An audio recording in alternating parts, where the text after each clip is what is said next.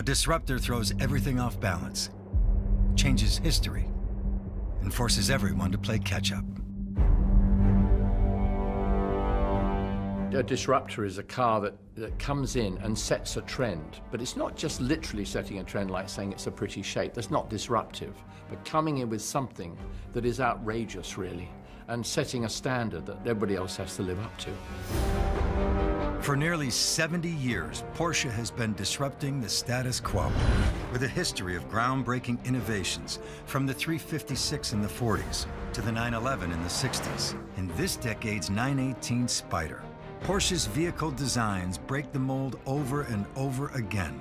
These iconic cars became influencers for their generations and the generations that followed. Visions of beauty, science in the design, form, function, intelligent performance. And now another disruptor has joined the group. Porsche is always blazing a trail and always looking to the future. This is Porsche. Decades of disruption.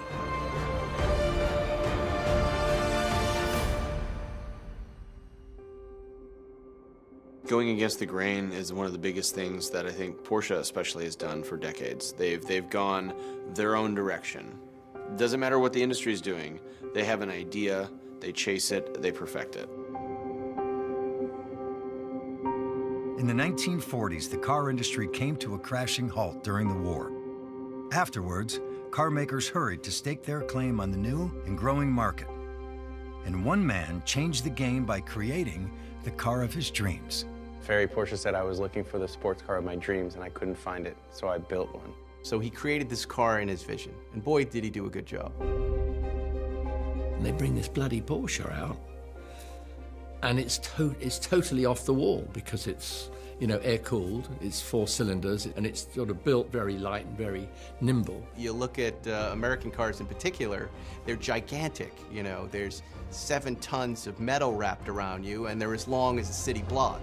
And then you look at the 356 and you go, what's this? This is this beautiful little sports car that's peppy and fast, this wonderful sensation of speed without being terrifyingly fast, but that handles far better than anything else that's being built around that time. The 356 was leading the way for Porsche.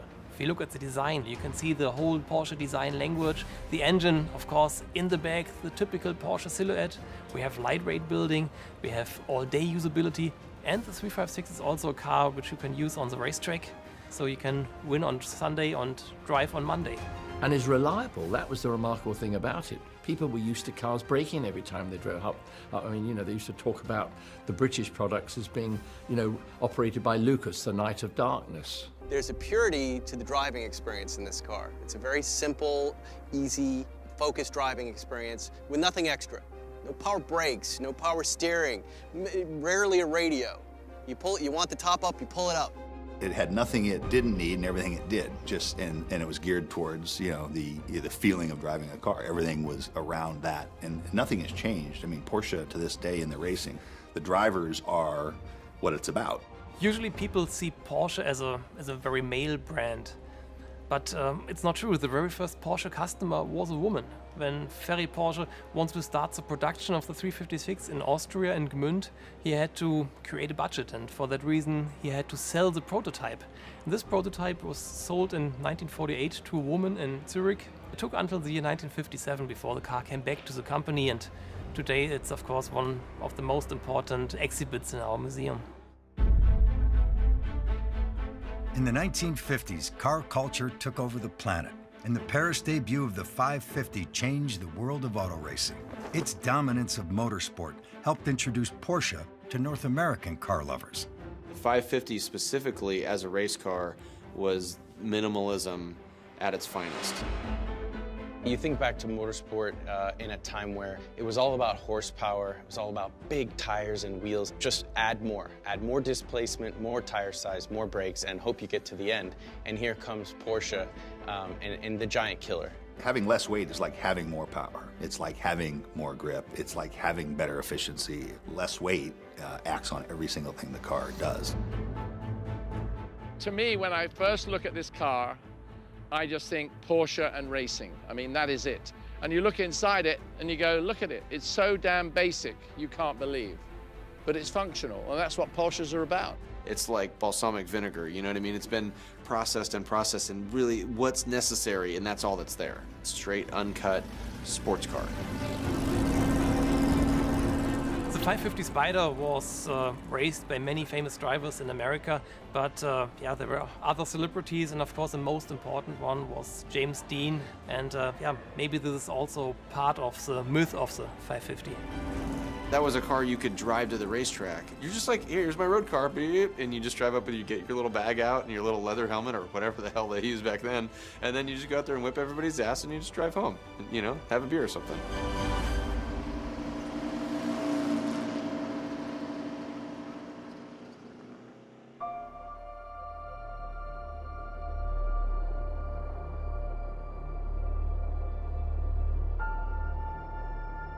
The 911 was Porsche. It didn't have to say Porsche. It was 911. End of story. The 60s saw disruption become the norm. But while many of the era's fads eventually faded away, one iconic disruptor became immortal. When you think of a sports car, you think of a Porsche 911. I don't know that there's any other car that's been that successful. 911 is that car that we've seen from 1965 through to today. And wherever you see it anywhere in the world, it's known by that shape. There's nothing else like it. Talk about an icon that's grown from a silhouette to present day. And when you line those cars up and you see where the evolution has come from, you see how much of the DNA and the roots are still vested inside of the car, and what works about that car, and what works from a driving experience, from a performance standpoint, and from an aesthetics standpoint. It's an icon. It's a car that sits separate of all of its competitors. When the Porsche 901, that's how it was called at the beginning, came out in 1963, people were not sure if it's still a Porsche. Some people just disliked it. But then, when the first journalists drove the car and yeah, presented their test reports, people started loving the car. I think what's so remarkable about this car is the fact that it did follow on from the rear-engine cars that Porsche have produced since day one. And of course, you do have the engine and the transmission behind the center line of the rear wheels. Very quickly, the 911 became an icon of the Porsche brand. In the meantime, we have 7 generations, and soon we will build the 1 millionth 911, more than 20,000 racing victories. But the most important thing is that I think there's no other sports car which has won so many hearts. If you ask a little boy to draw a sports car, usually something like a 911 comes out. There are many, many different models of the 911, but a very unique one is here at the Porsche Museum. It's a 911 police car. I met one of these police officers, and he told me that one day they were following a car thief, and at the end he just drove to the right side and stopped and said, "I can't escape from you, you are driving a Porsche." In the 70s, Porsche updated its own classic, introducing the 911 Turbo. It may not have been the first turbo introduced in the US, but it was the most important. The Porsche 911 Turbo is really a moment where they're creating a supercar, where they're creating something that's fast and a little dangerous. And that 76 Turbo, again, it's a little monster. It's a little monster that feels familiar, but you have to respect it. The turbochargers would punch or they would hit or whatever. There was a violence to it. It was really like a turning point for the brand, that they showed that hey, this is what a race car really feels like. Now all of a sudden they've stuck a turbo and a big wide flare and rider wheels and really pushed the envelope. I was a kid, and you have that 930 poster that so many of us have had. That was like brute, over the top. I mean, that was a flash of some serious car. Senior prom. I had just picked up my date. I was getting on the 210 freeway going to someone else's house. And I get on the freeway, and on-ramps in that car was so awesome. And I came up, and there's a CHP right in front of me. I'm only going on the freeway for like 2 miles. I'm like, oh. And I just legged it. I'm coming up on about 50 miles an hour faster behind him. And right when he got past the off-ramp and he couldn't turn, I went, wow, reverse lights at 60 miles an hour. He threw it in reverse, and I came out on the edge of the Crest Highway sideways with my date. Got up the highway and around and pulled off, and my heart was, it's not just a concept for me. That car was a game changer. I have a 930 turbo myself, and when you get that car going on boost, there's no time for texting, there's no time for talking, there's no time for music. That's driving, that's spirited driving, and 930 turbo, it's hard to argue about something being as engaging as that car.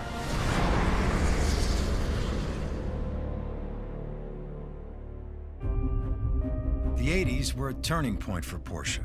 The 911 was an icon and bestseller, but the company was looking to move forward and push the limits of driving technology. People realized that Porsche was capable of changing everybody's perception. They were like the band that keeps making the hits, you know what I mean? Like you think, oh, there's no way they're gonna make another hit and blow everybody away. And guess what? Here comes another one, the 959. When the 959 came in, it really was the game changer of that era. In fact, it was the fastest car in the world and probably the most stable, and showed the world that we have to go all-wheel drive. The 959, I think, truly the first supercar. It was sort of a quantum leap. You know, everyone's kind of saying, well, let's make it a little more powerful, or we'll make it a little more this, and that was just kind of like they said, what if we started with a clean sheet and just thought about almost like the car version of going to the moon. Active ride, massive turbos, everything that you, quote, couldn't do at that time. I think that that's really a period of the purest form of the word supercar. They went forward in time, and they built a car from 10 years in the future, or even further than that, really, and then they brought it to you in the 80s. It was just like head exploding when you'd read about it. It's like, how can this all be in one car? You know, no one makes all-wheel drive with variable ride height, and you can't do that. This car combined technology which is available today, already in the mid of the 80s. Performance of the car was outstanding, and it also had delivered a lot of luxury, and so people got crazy. They made such a statement at such an important time in their life, I think, really. I mean, they went out and did the Paris-Dakar with it and won it. I mean, to go out there and take on the world's biggest off-road rally, the toughest event of the year anywhere, and they go and win it, you know, with drivers that aren't really off-road rally drivers, they were racing drivers. You were never able to bring them into this country, so it really made everybody nuts. And I remember reading about Bill Gates and how his was stuck at customs. Bill Gates and Jerry Seinfeld, who created show and display, which was a method of getting a car that wasn't really supposed to be in the country, but getting it here and through customs so that it could be shown and displayed. In other words, it's significant to car culture. And man, if you drive it a little while, who's gonna know, right? Do we get to talk about the Carrera GT now? I love the Carrera GT.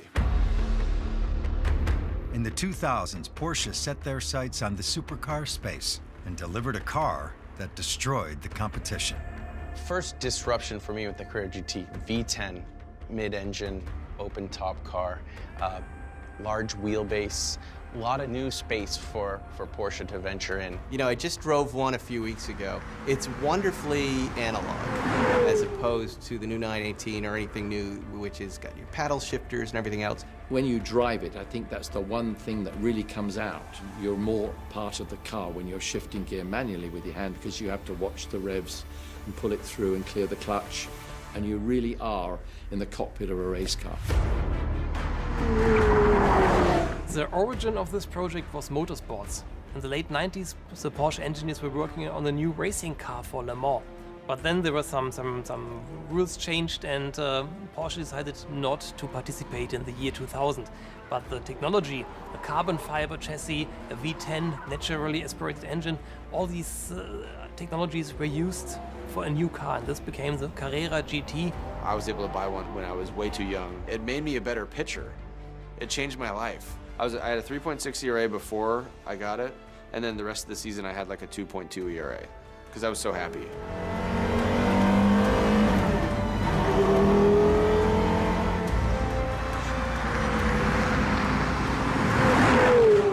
The first time I heard it rev up, it was the Monaco 2003 GP, and they rolled that car onto the front straightaway with Walter in it, and I'll never forget the sound of that car. I mean, it just sounded like music and magic mixed together. I was sitting on this patio at a coffee shop in Malibu, and I heard this noise, and I'm like, what is that? And I heard it just zoom, zoom, zoom, zoom. And I stood up, and I realized every guy in the place stood up, and we were like prairie dogs. Like it's an alien one technology Swiss watch all put together. You know, it's got the craftsmanship that you expect from Porsche, but it's also got this art to it, and you can see like these curves that look like a rocket booster you'd put on the back of a shark or something like that. But when you get in here and you look through these little laser cut holes and you see the carbon fiber oil tank in there, and you see the pushrod suspension and how it all actuates with like really beautiful milled billet pieces of metal. All the other cars at the time were going automatic, making it easier to drive. This was making it more visceral, more real, more everything that a race car should be, but this is a road car. I can't believe that they actually managed to make this work, but it's one of the most beautiful cars of all time.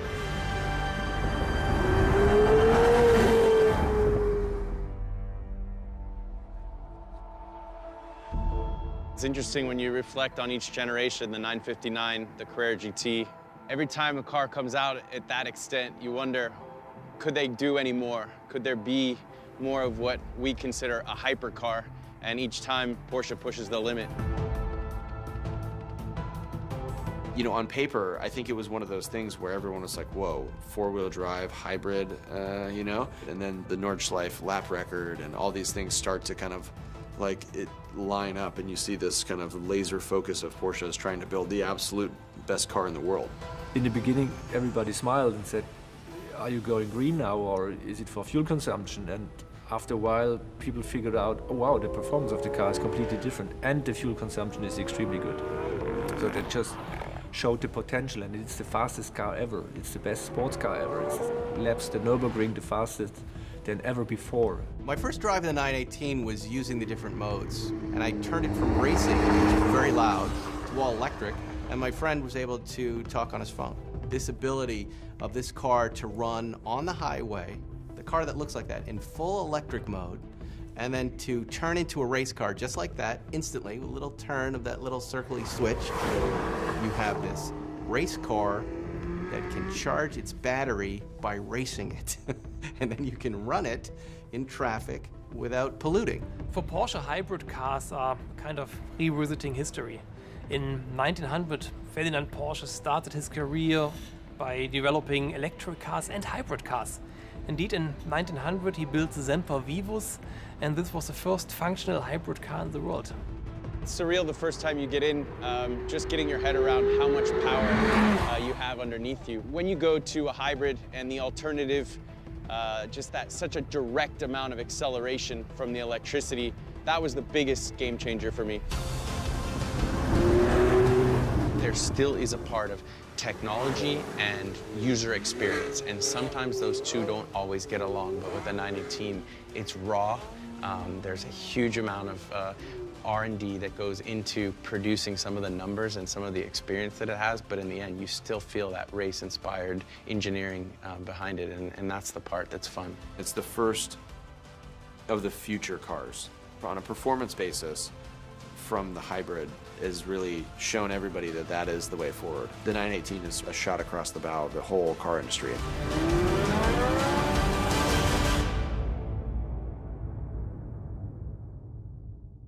The 911 with the little back jump seats, it's good for my boys because they're 6 and 8, but you know, you want to share that experience with people, and you know, maybe your wife and another couple.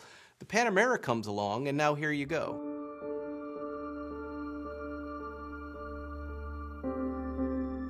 The Panamera is showing that you can take a four-door car that's really underneath the skin, a sports car, and you're able to kind of mush the attributes together so that you're not compromising. It was true to Porsche, which is we want a car that is a true driver's car. It just happened to have a second row of seats. And when you're in the cockpit of the Panamera, you forget there's seats behind you. You jump inside, you quickly respond and connect with driving position, with ergo, everything before you even turn the key and start it up. It's a car that sort of, everything you throw at it, it's ready to deliver, and then again, you sort of snap out of it and realize you're driving a luxury car. I had a whole day at the Nürburgring with Hans Stuck. I was in a turbo, the 911, he was in the Panamera, and we swapped over. That was an amazing comparison between the two. I mean, that Panamera could stay with the turbo. That one out there now actually will be a little bit quicker than a turbo. I think race car drivers are always good judges for modern technology and for high performance cars. And with CJ Wilson and Patrick Long, I think we have two really good types of these drivers. One more from the amateur side, one of the high-end professionals, one of the definitely best sports car race drivers in the US, and I think you can trust their judgment. This is the kind of cool experience that we're having right now. We're driving someone else's cars on a track. Yeah, it's kind of hard to complain when you tell people you have to get up early on Monday morning and come out and drive some beautiful new cars around a private facility. We don't have to pay for tires, right? It has the sports car silhouette. As the cars evolve now, I mean, I'm looking at it and it's taken on its own identity. Like now the Panamera is identifiable as a Panamera. Not only do you have the wing, but you have the rear lights and everything that kind of cluster that looks very, very advanced. I just like looking at it, man. It's like watching you go through these corners and stuff like that, seeing as much yaw as you're able to create, but also looking at like right over the hip and seeing that supercar hip that you have right over the fuel door. Yeah, it's fun that there's still so much design aspect to these cars. I mean, you see the silhouette of the 911, but you also see, like you said, so much evolution in the hips and sort of that bulk masculinity through the back that still says sports car. I love that you can hustle a four-door car this hard, sub 4 seconds, 0 to 60, but one of the most proud attributes of these cars for me is that you can hustle the car all day long. It's not like you put down the numbers for the magazine test and then you gotta go cool it off for a couple laps. I mean, this car can be punished, whether it's launch control or just hammering some laps as we're doing here. This thing hauls ass. We're here selfishly just ripping these cars around the track. We got 4 seats, man. Let's go pick up some buddies. Yeah, we need to share this experience. And I said, 8,001. Hey guys, we got extra seats if you guys want to hop in. Is this Uber Pool?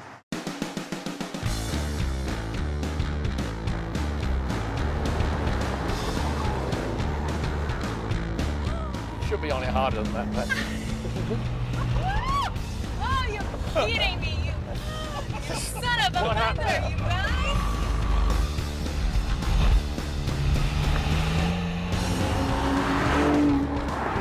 How is it back there, Mr. Bell? Are you comfortable? I never thought I'd sit in the back of Panamera, actually.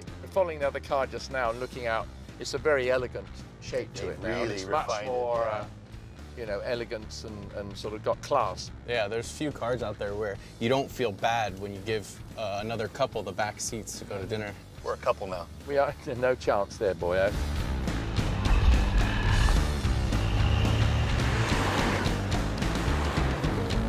CJ, no lie, I gotta take a break. Yeah? Yeah. Okay. I gotta subtract a passenger. He's tapping out, tapping out.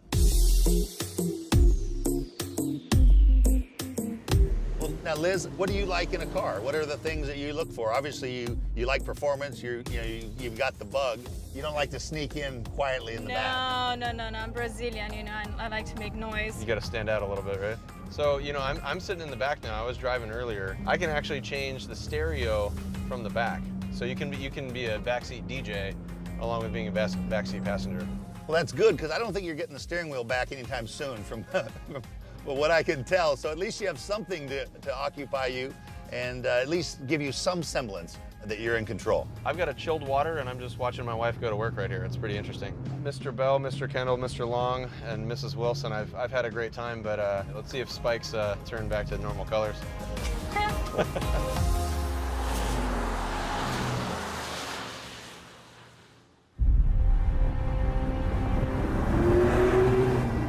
Porsche just unveiled another brand new version of the 2017 Panamera. This is an exclusive look at the world's newest disruptor, coming straight from Weissach, Germany.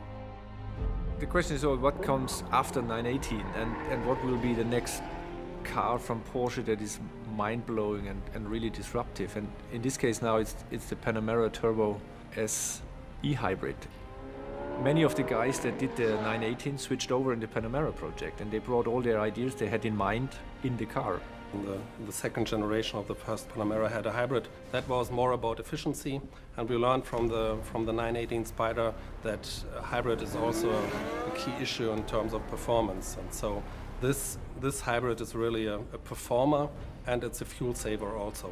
The number one in priority was this feeling and the driving modes and the behavior of the car, that it should be in the Panamera the same like the 918, with the drive mode, with the map switch and the steering wheel and all these things. And for sure, the assembly with the engine, the electric drivetrain or the electric motor, and then a PDK, a double clutch gearbox, because nobody else uses a hybrid in combination with a double clutch, and all the software behind that, how to shift and how to integrate the electric motor in this complex drivetrain. That went all over. The figures are quite impressive. The result of combining the combustion engine with the electric hybrid system is a total power of 680 horsepower and 627 pound-feet of torque. The acceleration will be below 3.3 seconds from 0 to 60 miles per hour. It will be the fastest luxury car in the world, and it's a hybrid. Porsche's design team is constantly on the path to drive automotive disruption, and their most important vision is still in the works, the Mission E. Decade after decade, these iconic Porsche vehicles changed the world, and Porsche has no plans to stop. What is that feeling that makes you feel like a kid again? What is that captivative energy that just makes you want to drive? Porsche came in to sort of disrupt, if you like, and say, hey, we're here, we're going to make a real mark in the future. And of course, that was how it all began. It's a consistency that they are able to bring to the table with all these different either lightweight cars, race cars for the road, or taking a technology that used to only live in aerospace and now it's a road car technology. They keep at it. Porsche is the ultimate disruptor.